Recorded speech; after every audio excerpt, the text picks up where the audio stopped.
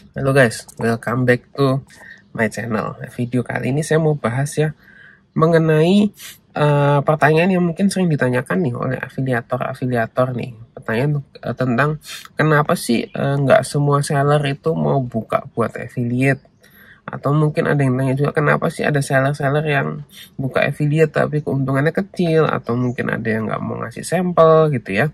Nah, kita mau bahas di video kali ini. Nah, saya disclaimer dulu teman-teman ya. Kalau saya ini sebetulnya saya seller dan saya afiliator juga. Jadi saya berusaha untuk melihat dari dua sisi ini ya, seller dan afiliator. Oke, nah kenapa seller kok banyak yang nggak mau buka affiliate? Atau mungkin buka affiliate tapi kok pelit-pelit, dalam tanda kutip pelit-pelit gitu, nggak mau kasih sampel lah, komisi kecil lah, itu kenapa gitu ya. Nah, sebenarnya ada beberapa alasan teman-teman. Kita coba kulik satu-satu ya. Nah, yang pertama alasannya. Alasan yang pertama adalah seller itu punya keuntungan sekarang makin kecil. Jadi kalau teman-teman perhatikan ya, komisi-komisi dijual di marketplace kayak Shopee, TikTok, Lazada, dan yang lain-lain itu semakin gede. Semakin gede. Saya aja jualan, saya kepotong sekitar 12-14%. Ya, itu kadang-kadang saya hitung keuntungan saya sama potongan marketplace itu, mereka lebih untung, potongan mereka lebih gede daripada yang saya terima sendiri. Ya, jadi keuntungan penjual itu sudah makin lama makin tipis teman-teman, beneran makin lama makin tipis. Nah, kalau mereka buka lagi untuk affiliate ya, ini saya ngomong untuk penjual yang memang mainnya untung tipis-tipis ya, main untung tipis-tipis itu kalau mereka buka untuk affiliate lagi lama-lama berat, karena untung mereka udah tipis, misalkan tinggal 5.000, dibuka affiliate lagi jadi potong lagi 2.000, untung mereka tinggal 3.000, belum biaya packing, plastik, dan yang lain-lain. Jadi makin lama keuntungan mereka makin tipis gitu ya. Itu alasan yang pertama.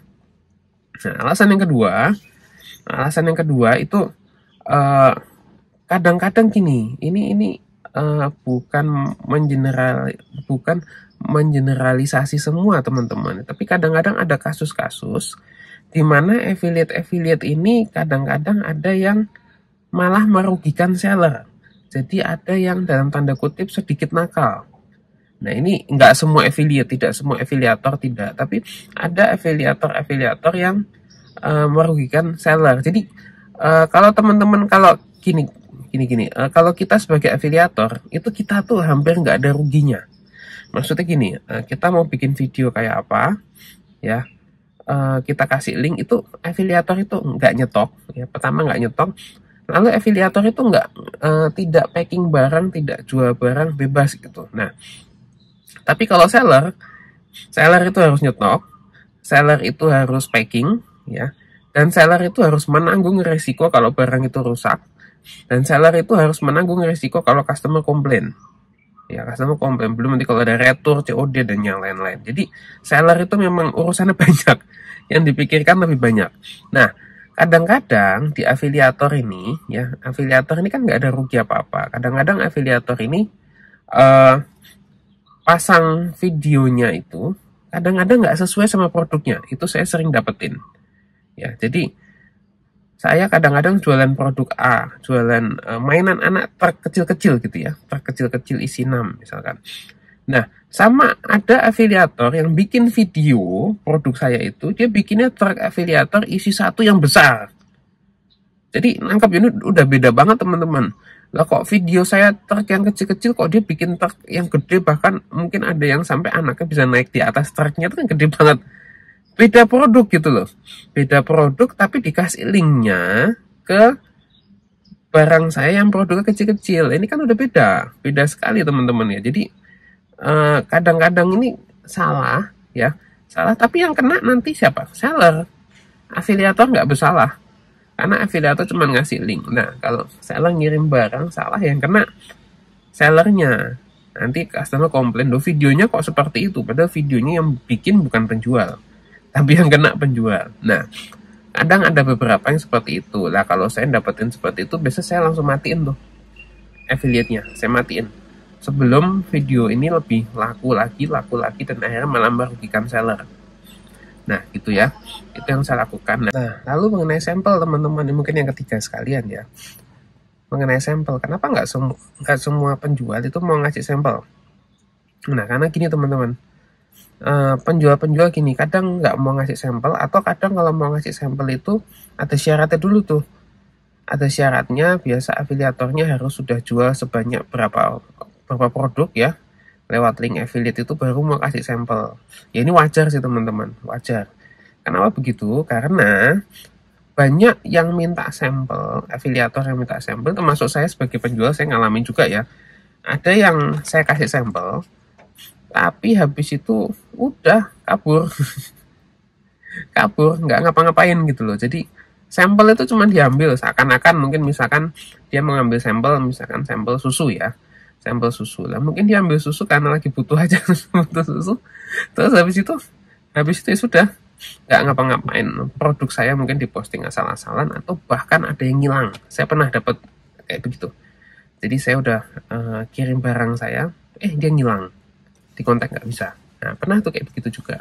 Nah, jadi memang macam-macam ya teman. Ini sekali lagi saya tidak mengeneralisasi ya. Jadi ini cuman cerita-cerita yang pernah saya alami, yang membuat seller itu bikin pertimbangan-pertimbangan khusus. Nah, tapi tidak semua afiliator begitu. Banyak afiliator yang bagus, banyak afiliator yang oke.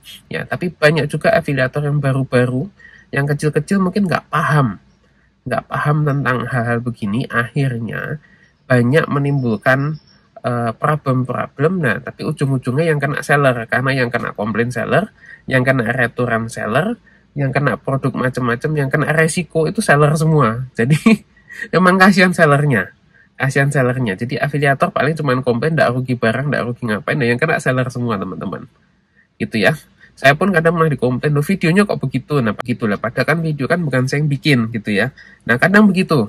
Jadi kadang barangnya tuh nggak sama persis. Nah, itu yang seringkali merugikan seller. Nah, kalau seller ketemu yang seperti itu, biasa langsung dimatikan afiliatornya sebelum seller rugi makin banyak. Ya dong, kalau ada satu video, tiba-tiba video itu booming, tapi linknya salah. Nah, itu kalau afiliator nggak dimatiin sama si seller, seller masuk terus orderan, masuk 100 misalkan, 100 orderan. Tapi ternyata salah semua, itu seller bakal yang kena komplain. Afiliatornya nggak apa-apa, malah dapat komisi, tapi sellernya yang kena. Gitu ya. Jadi ini bukan berarti saya membela salah satu sisi, bukan. Ya, bukan membela salah satu sisi, tapi saya berusaha melihat dari kedua sisi. Gitu. Nah, itu mungkin jadi pertimbangan teman-teman ya, kalau ada yang penasaran kenapa kok seller kok nggak semua buka affiliate dan macam-macam gitu ya. Nah, menurut teman-teman bagaimana? Kira-kira mungkin teman-teman ada yang sebagai seller, ada sebagai afiliator, coba komen di bawah ini. Atau mungkin ada nggak sih solusi yang bisa menengahi seller dan afiliator kalau ada kejadian seperti itu? Ya, oke. Ya, yang mau komen aja langsung bawah ini ya. Thank you teman-teman, semoga video ini membantu. Teman-teman kalau ada yang mau request juga mau bahas tentang apa, komen aja di bawah ini ya, di komen. Thank you teman-teman, sampai jumpa video berikutnya. Bye.